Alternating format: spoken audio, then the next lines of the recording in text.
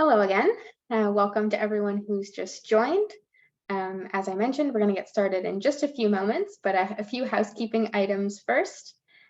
This session is being recorded and a link will be sent via email to everyone who registered for the Rocky Mountains information session.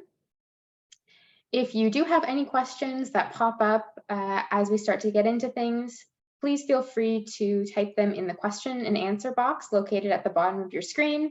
And we've already got someone letting us know where they're joining us from this evening in the chat box. So if you feel comfortable sharing that as well, we would love it. So as we get underway here, as most of you may know, Outward Bound Canada is a national charity. And we offer outdoor education programming for youth in Canada. We've been around for over 50 years, and we've had the pleasure of serving over 200,000 youth. And we've got two lovely members of our team with us to help answer our questions this evening. We've had a number of questions come in via the registration process, so we're going to start with those, and then we'll make sure to get to any questions that pop up in that Q&A box. So we've got a member of our admissions team and a member of our Rocky Mountains program team with us, and I will turn the floor over to them and let them introduce themselves. Thank you, Sarah. Sarah, I can go ahead. Oh, there we go. Go ahead, Sarah. Sorry, Lisa. Thank you so much, Sarah, for introducing us. My name is also Sarah, and I am on the admissions team here at Outward Bound Canada. So essentially, I work with you folks when you're in the process of registering for your course to make sure that we have all the paperwork that we need and you have all the information that you need to prepare for coming on one of our adventures with us. My background is in both marina management and outdoor education. I went to an overnight summer camp for 15 years in Ontario, which is where I grew up, but now I reside in Victoria, BC on Vancouver Island. And I'm really excited to connect with all of you to talk about the courses that the Rocky Mountains are offering this summer.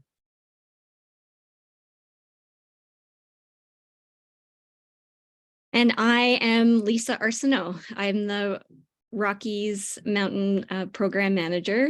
I am actually filling a maternity leave for Morgan Ambrose. So I started with Outward Bound at the end of April of last year and will be with the Rockies program until December.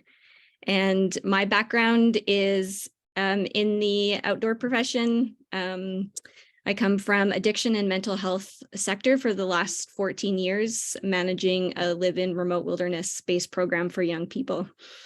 And so new face to Outward Bound, but very excited to bring my skills to the team here. I am a mom of 3 boys, 6 and under, so it's a busy household. And just a caveat that there may be some background noise in my neck of the woods here when I chat. So we'd like to start with land acknowledgement because we are talking about the Rockies. I actually reside in Cochrane, so I'm just outside of Canmore, about 45 minutes. But nonetheless, we are humbled and grateful to work and learn and explore the land, Treaty 7 land territory, home to the Siksika, Kainai, Piikani, Tsuut'ina, Stoney Nakoda Nations, and the Métis Region 3.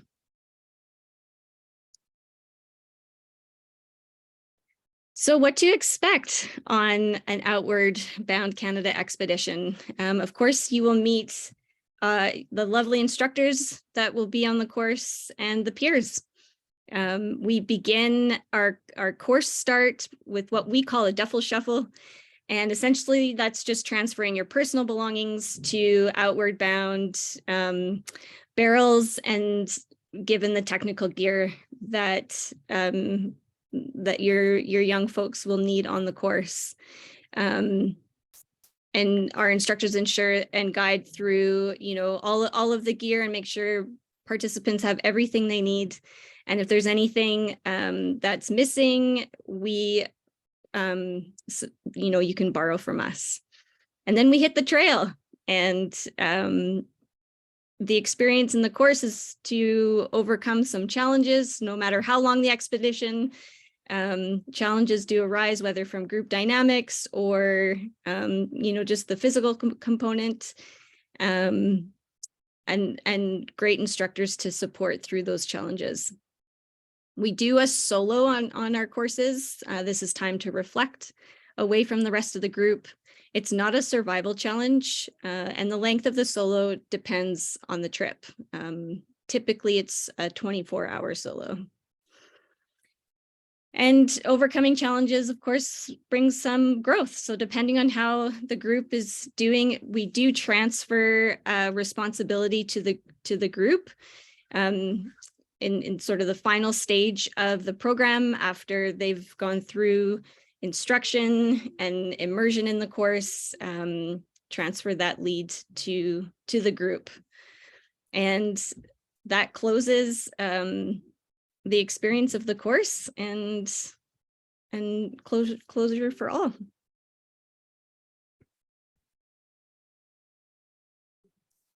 The outward bound process. So I had mentioned immersion. So we go through sort of 3 phases of a course. The immersion is the beginning, when students become immersed in the experience.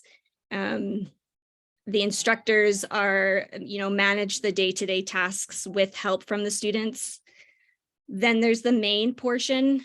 This is after immersion, when students begin to take on a bit more responsibility and leadership in their roles.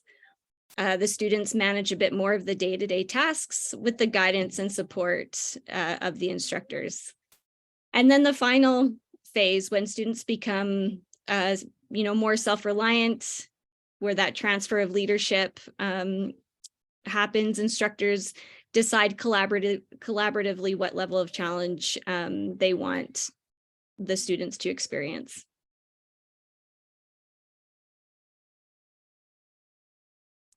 What do I need to bring on my course? So in the admissions process, you will receive a list of gear, and this is all of the technical. Sorry, that list is all the personal gear that students can bring, and then we have supplied the technical gear, tents, backpacks, cooking supplies, any of those group materials that you need.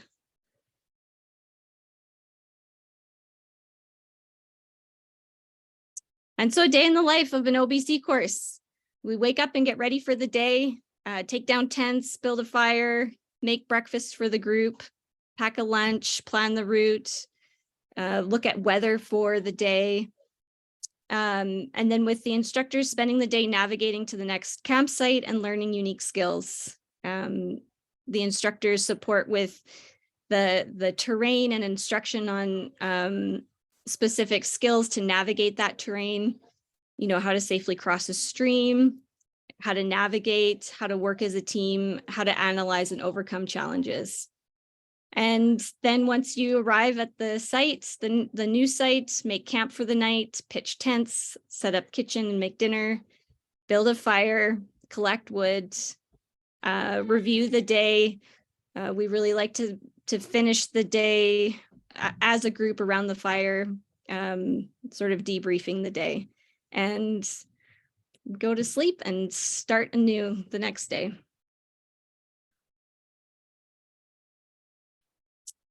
So of course, being in the backcountry, we have our wildlife safety protocols and policy. A lot of that instruction we do on the, within the first 24 hours. And as we move through, we will instruct on various components. So we're always aware of our surrounding when in nature, and some of the practices that we have to keep folks safe and to be aware of wildlife in the backcountry. No smelly products in the wilderness, so leaving deodorants behind.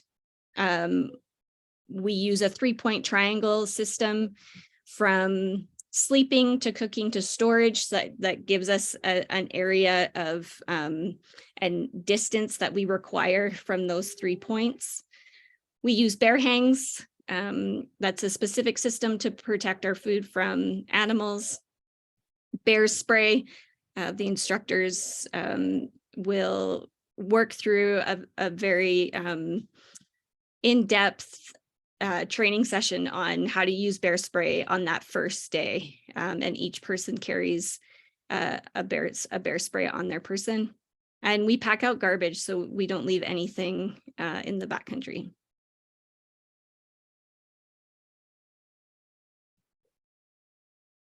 Thanks for all that info, Lisa. I'm going to go a little bit into kind of what course offerings we have in the Rockies and a little bit of background on the admissions process and answering any questions kind of on the admin side of things. So this slide just gives you an overview of some of the courses that we have on offer this summer for the Rockies. A few that I would like to highlight are the 3 to the right. They are either a 14-day or 21-day backpacking. And these courses are awesome because you are also eligible for a high school credit for these courses. The credit is based out of the Ontario school system. However, we have had no problems transferring it over to the Alberta school system, the BC school system, whatever province or territory you're coming in from. We've never had an issue with it transferring over, and it's a very great way to get a pretty good mark while you're out in the backcountry and having a fun time doing it. The 2 courses to the left, I'd also like to highlight a little bit, but I'll go into Connecting with Courage a little more on another slide. But they're a little bit of a shorter course, but we still pack so much into those 7 days as we would with a 14 or a 21 day. So as I mentioned here, we are offering a course that's called Connecting with Courage. And the first thing to know about this course is that it is fully funded. So there is no course fee attached to this course, and that is made possible by the very generous donation from an organization called the Maddie Project. And if you're not familiar with the Maddie Project, I highly suggest you look them up and see all of the great work that they're doing. But these courses are special because we are looking for a very particular kind of participant. We are looking for a participant who may need a little extra boost in either their confidence, their self-esteem, and ability to make connections with others that are their age. And they may have some things in common, like they've gone through a period of bullying at school, or there's just been something in their life that has made their confidence not been able to grow in terms of their development. And so we are looking for those teens who really want to get out there and want to push themselves a little bit and build their confidence. And this is a really safe space for them to do it. So we offer these courses both in the Rocky Mountains as well as in Ontario. And they're 7-day courses, again, fully funded, no course fee attached to those. So this is a question we get a lot actually communicating with the parents during the trip. So in this business, I'm sure you've heard this before, no news is good news. So we will be sending everyone tons of emails before the trip, just reminding you where you need to go, what time drop-off is, all of that good stuff. And then before the trip goes into the backcountry, we'll take a photo with the group. And the course director, who is the person responsible for supporting the students and the instructors in the field, will send you an email saying the folks are off, they're into the backcountry. And if you don't hear anything, it means that they're having a blast and everything's all right. If there was a need to communicate something to them in the field, we do have the means to do that. All of our instructors carry a satellite phone as well as an inReach device, and we check in with them multiple times throughout the day just to make sure everything is going well and relay any messages that we need to from the field or from our support base. So again, no news is good news. You won't be able to call or text because we are a technology-free for the student zone. But we still remain in really good communication throughout the entire trip, and we'll let you know if there's something that you need to know. All right, so I also just wanted to touch on the streams of funding that we have here at Outward Bound Canada. So we have 3 different kind of streams of funding that you may be eligible for, and we highly encourage you to apply for if you think you are eligible. The first stream is called the Youth Access Fund, and this is a bursary to subsidize some of your course fees based on your eligibility with household income and other factors that might be happening in your family, such as healthcare, potentially having only one stream of income, whatever the case may be. We do have this available based on financial need. One thing to note is that we have had an overwhelming amount of applications this year, so we are currently taking a wait list, but I still highly encourage you to add yourself to that wait list in case any more funding becomes available or a spot opens up. The next stream of funding that we have available is a scholarship that's a full scholarship for BIPOC youth leaders. And this is specifically for students who identify as Black, Indigenous, or a person of color who is looking to demonstrate their desire to kind of build up their leadership skills within their community and within themselves. There is an application process for this that can be found in the link on the left side of the screen there on the bottom. And again, it is a full scholarship, so it covers the cost of the full course fees. The last stream of funding we have is for youth of veterans, and that is for youth that have parents or guardians who are currently in or have served as a member of the Canadian Forces. And again, that is a full scholarship covering all course fees. All right, so now I'll just go over a very brief overview of what our application process looks like. So the first thing you're going to want to do is make sure you know what course you'd like to apply for. The best way to do that is to go on our website and click through our course selection and find out which one would suit your youth the best. So there's a number of factors that you can look into, such as the age group that the course is catered for, the time of year, of course, and also the challenge level as well. The next step would be there's a link when you find the course that you want that will take you to register now, and that will bring you to our application portal, which is called CampBrain. And essentially, you'll need to create an account and fill out some mandatory forms before you can hold a spot on the course. These forms will be things like intake forms, so getting your consent for your youth to participate, and getting a bit of a background on their medical history as well, so that we know how to support them best when we're out in the field. You will encounter a paywall at the very end of this, and that is so that you can put down a deposit to save your spot on the course.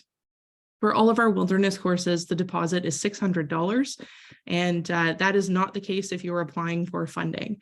So if you are applying for funding, the deposit is only $100, and you would send that via e-transfer. All of these instructions are on the application process. So be sure to read that very carefully, and it will let you know exactly what to do in a step-by-step fashion. Once we get your application and you've saved your spot on course with the deposit, one of our admissions coordinators will reach out to you with an email containing lots of awesome information. So it'll be things like the welcome booklet, which goes over a bit of an overview of the course, where you're going to be hiking, all of the things that you'll need to know for the time that you're spending with us. It'll also send over a packing list, like Lisa mentioned, very detailed, but all of the stuff that we're hoping that you bring to the course, and also the travel form. So that will give you details about where we're going to be meeting, what time, what day, all of that good stuff. And once we have sent out that email, we'll also want to set up a quick phone call to connect with you and the participating youth as well, just so we have the chance to touch base, and I can give you all of the information that you need to be fully prepared for the course. And also we can talk about any support needs that your youth may have while we're out in the backcountry. Once we've been able to connect and we have all the paperwork that we require for the course, you'll be sent a confirmation email saying we are all good to go, and we'll see you on course, essentially. All right, so as I mentioned, we will be sending out a travel form once you register with specific details on where you need to go. But for all of our Rockies courses, we start and end them at the Calgary International Airport. We find this is easiest because most students tend to fly in as opposed to doing the drive. Although if you do want to drive, the meeting place is still the same. It's still going to be at the Calgary International Airport. Specific times and dates will be based on which course you sign up for, so you'll get those details once you've selected a course and signed up for it.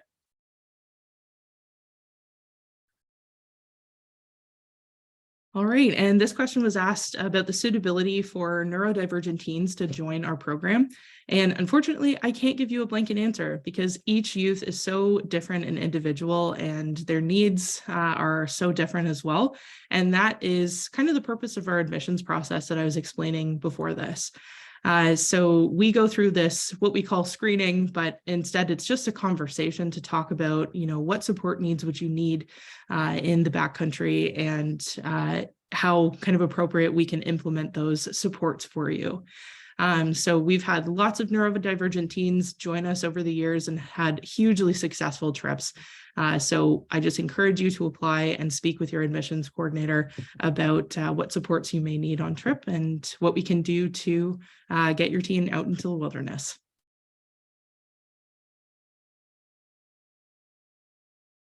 Awesome. Thank you, Sarah and Lisa, for answering all the questions that we got ahead of time.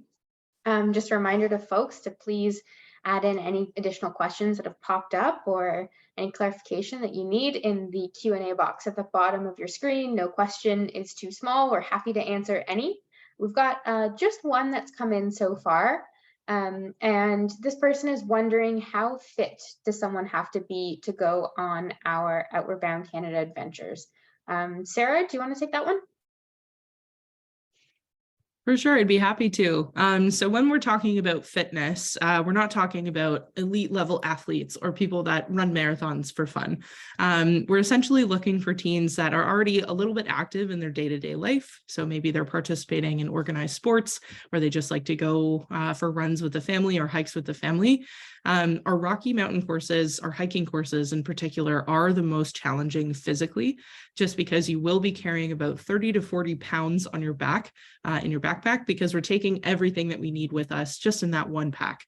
So they need to be up for the challenge first and foremost, because you can push through anything when you're really motivated to come. But also we are looking for folks that do incorporate movement into their everyday lives and are willing to kind of push through the initial discomfort that they might be experiencing being, on their feet and active for a good portion of the day. Awesome. We don't have any other questions that have come through just yet, but I'm sure there are a few percolating in people's brains. Oh, we've got one that's just come in. This person would like to know if the pickup and drop-off point is at the Calgary airport. Does Outward Bound Canada coordinate with the families as to particular inbound/outbound flights? I'll leave that to, maybe Sarah? For sure, I can take that. Yeah, so typically we don't connect families unless there is a desire that's kind of brought forward by the families. So essentially, I would need consent from you as well as the other families that may be coming on a similar flight or from a similar place to connect you all. And then I'd be happy to kind of put you into an email thread to get in touch with each other.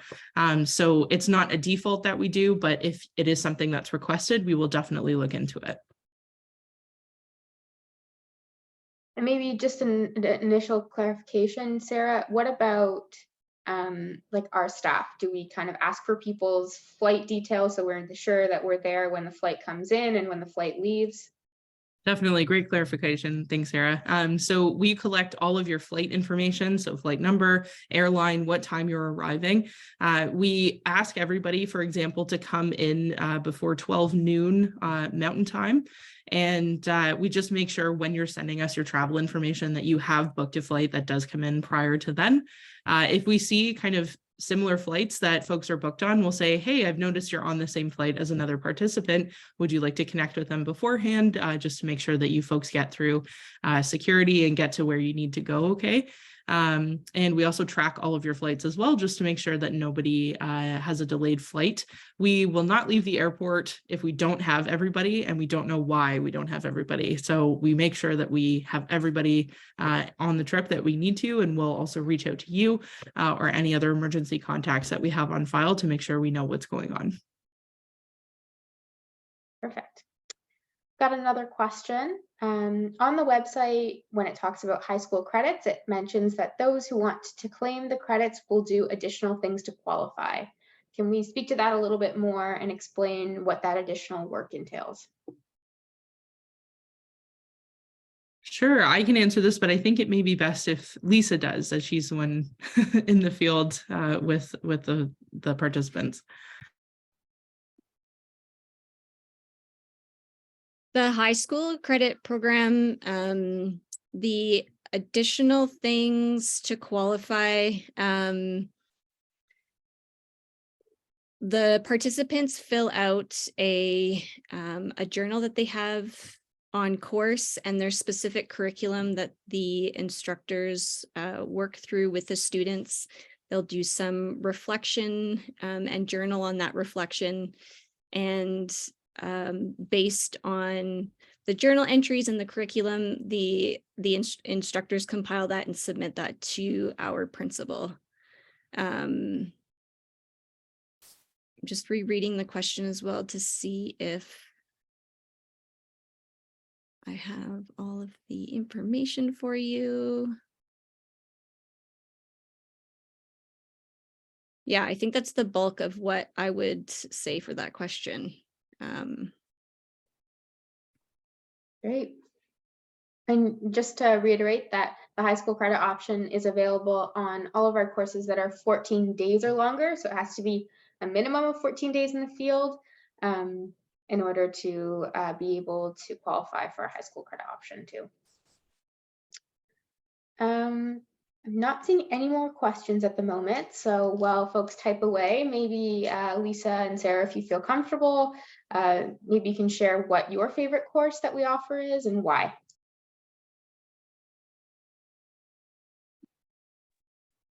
Yeah, for sure. I can take that one first. I think any of our 21-day courses are a really great sweet spot for a lot of youth that are between 16 and 19, mostly because 2 weeks does tend to go by really, really quickly. And in 21 days, the amount of things that we can learn about ourselves and development that we see with these youth is absolutely incredible. And it does push them a little bit out of their comfort zone. Being away from, the comforts of home for 3 weeks can be a challenge at the beginning. There will be some discomfort that they have to get through, but that's all part of the learning process. And we find that when they come home, they have this really greater or better sense of resiliency, that they know that there's something in themselves that they can pull out in the face of challenge and really apply to the rest of their life.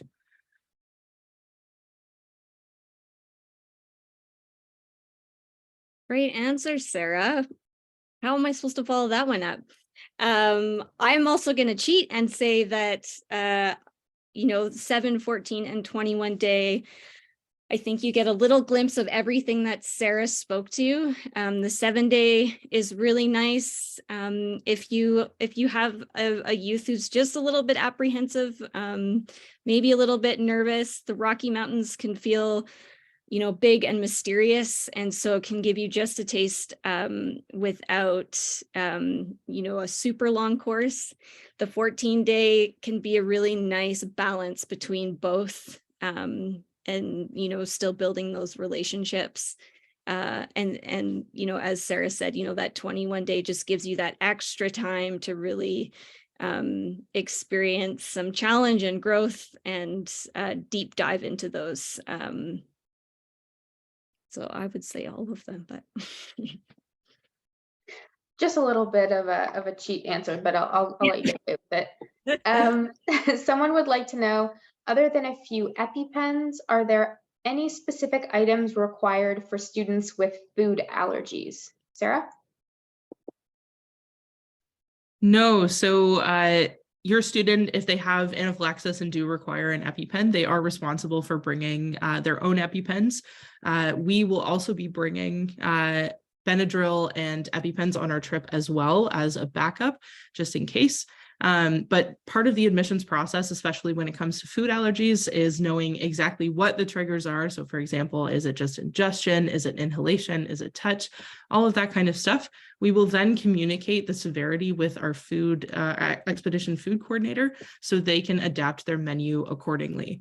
So for example, we've had students that it's okay if they have the allergen on the trip, they just can't eat it as long as they have a separate cookware set and don't have cross-contamination with other students' food. And other times, things like peanuts, for example, we will have 0 peanuts on the trip and make sure that there is no chance of cross-contamination. So to answer your question, your student is just responsible for bringing whatever medication is to treat their allergy. So if that's EpiPens, that's great. But other than that, we'll just have a conversation to see what measures need to be taken in terms of preparing food. Great. Another question here in the chat, back to the high school credit option. Do parents need to communicate with the youth school administration to confirm that the credit can be earned and applied to their schooling, or is that all done automatically? Great question. Thank you. We do recommend that you check in with the school, either guidance counselor or the person responsible for making sure that the transcript is correct, just to make sure that the course will transfer over. Like I mentioned before, we've had no issue transferring over to other provinces and territories in Canada and other school boards. And once you've confirmed that the transfer can happen, once the course has happened and we have a report card, we will send you a copy of the report card to your home just so you can see, how they did and any feedback your youth needs. But we will also send a copy directly to your school's guidance counselor so they can automatically put it on the transcript. So we recommend that you check in, but we will do everything post-course automatically for you. So I think this one can go to Lisa. With courses being technology free, do the instructors take pictures throughout the trip that are shared with the families? Yes. In fact, we do bring an iPhone that has no SIM card so that we can take really great video footage, photos, and I believe from the link that we share with admissions, and then I believe, so Sarah, this might also be a question for you in terms of from the program perspective, we don't, but I believe admissions does share the photos with the families. Yeah, so essentially the program team will send out that iPhone with the students. That's from us. But if your student would like to bring a camera of their own, they're more than welcome to do that as long as it doesn't have, texting capability. And once the course is back, we will collect all of those photos and compile them in a Flickr album. So Flickr is just an open source platform for uploading and downloading photos. And we will send that to all of the participants after the course so that you can go on Flickr, look at the photos and download any of the ones that you'd like.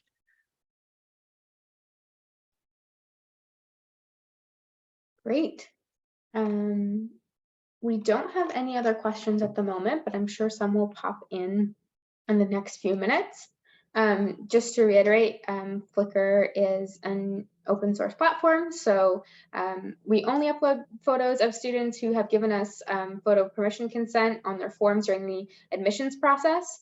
But that also means that we have a lovely bank of photos. So once you get your link, you can see, photos from other albums on other courses, or if your youth happens to be going on 2 courses in the same summer, they can see both of their course photos, as well as all their friends. If a student has to fly into Calgary, should they arrive on the first day of the course or the day before? Sarah, do you want to take that one maybe? For sure, yeah. So they should fly in on the first day of the course. So for example, if your course starts July 3rd, that is the day that you should be flying in. The only exceptions that would be made to that rule is folks that are flying in from out of country. We've had some folks on these courses come in from Europe. And so they typically choose to come in the night before and stay at a hotel just so that they're not insanely jet lagged for the trip to start. But if you're flying in from within Canada, we would recommend doing it on the day of the course. The same thing applies for the last day of the course as well. So if your course ends on July 23rd, you will be flying out of Calgary on July 23rd. Great. So in regards to hiking boots for Rocky Mountain courses, will those be provided, or do families need to get them ahead of time in order to break them in? Lisa. So we do not provide hiking boots. That would be part of the personal items list of required personal items. And what we do like to reiterate, and we can't say it enough, you'll hear it a ton from admissions through that process. They don't have to be brand new boots, but if they're new to you boots, whether used or brand new, we can't stress enough breaking in those boots ahead of time of the course. Blisters are the number one, minor first aid things that young people, the students experience on course. So most of that is due to just not breaking in those boots. And, it's not just walking around your house. We really recommend, as Sarah said, students, hopefully are moving around quite a bit and, getting outside and, put those hiking boots on with a backpack with a little bit of weight and walk around in varying, terrain just to really break those in and get them molded to your own foot. The other thing I'll add too is on the packing list for the Rocky Mountain courses, we do link a YouTube video in there to break in your boots properly. So it gives you a bit of a step-by-step process and some hot tips on how to do it. Great. Another question on the boots. Do we suggest waterproof / Gore-Tex boots? Lisa.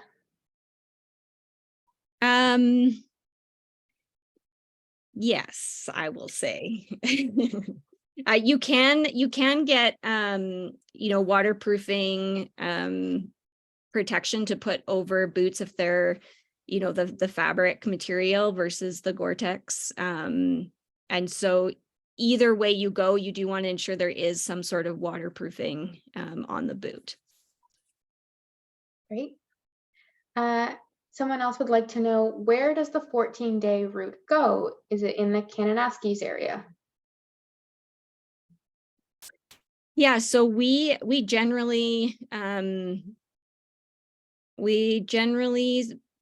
are in and around Kananaskis. We don't have the exact route today to tell you where the 14 days going specifically. The instructors spend their time before the course really planning that out, but can definitely say that we will be in and around Kananaskis. Awesome. We don't have any more questions just yet. Doesn't mean there won't be one or two more that pop up. I think every time I say there's no more questions, a couple more sneak through, which is awesome. That's exactly what we're here to do, is answer any and all questions that you have, no matter how small you might think it is. If it's going to give you peace of mind to know the answer, we would love to give it to you. And Lisa and Sarah are awesome people to answer those questions for you. And just like that, another one pops up. Are all of the hikes within Parks Canada administered areas and therefore subject to parks rules and park support such as SAR? Lisa? So we don't operate in the national parks, if that's what you're referring to in your question. We stay within the provincial parks, so we are permitted to operate within Kananaskis, and in that permit, we follow all of the rules and regulations around operating in that area. SAR, I'm assuming search and rescue, and so part of our risk management, depending on the area we're in, the instructors have their call list of folks. So in Kananaskis, that would be specific Kananaskis search and rescue. I will say Kananaskis is very highly resourced in that regard. So it's a great operating area and relationship that we have with them. We still have a few more minutes if there are any more questions.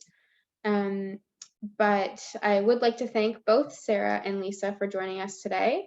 and answering all your questions. As I mentioned, a copy of this info session will be sent to everyone who registered, so you can view it again at your own leisure. We'll also include in that email a few ways that you can contact us if you do have any questions that pop up after this session that you're looking to get more information about, either to make that decision on whether you want to join us this summer, or as you go through the application process, or as you get ready for your course and you're excited.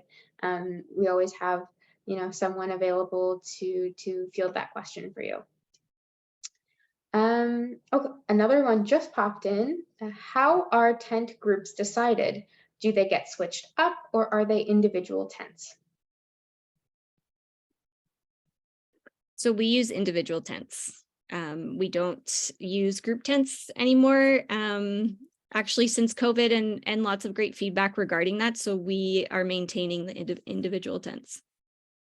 Awesome, short and sweet answer.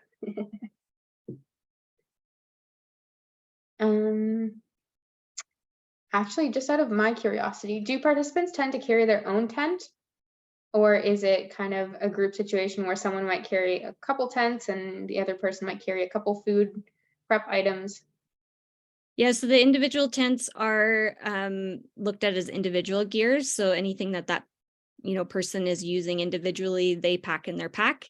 When it comes to cooking and folks get put into food groups based on restrictions that Sarah spoke to earlier, we'll sort of divvy up more of that group gear amongst folks to even out the weight in the packs.